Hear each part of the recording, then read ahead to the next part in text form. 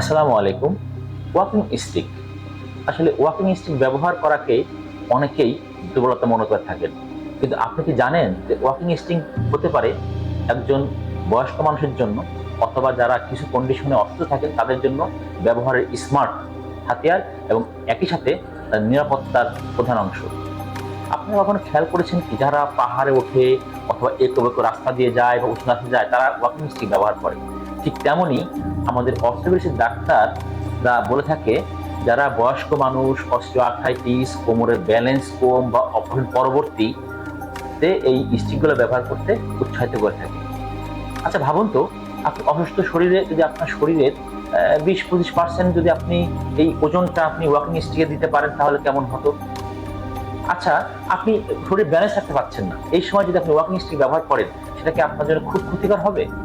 অথবা আপনার শরীরের যে ওজন বেশির কারণে আপনার যে হাঁটু ক্ষয় হচ্ছে অথবা কোমরে ক্ষয় হচ্ছে, তা কিভাবে কমানো যায়? এর সমাধান হতে পারে ওয়াকিং স্টিক।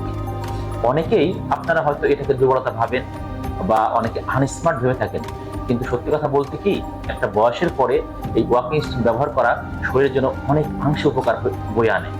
ওজনটাকে নিয়ন্ত্রণ, আমাদের এই শরীরের 20-25% পর্যন্ত ওয়াকিং স্টিক ভর নিতে পারে, ব্যালেন্সটাকে নিয়ন্ত্রণ করে এবং একই সাথে আপনার শরীরকে দেয় নিরাপত্তা।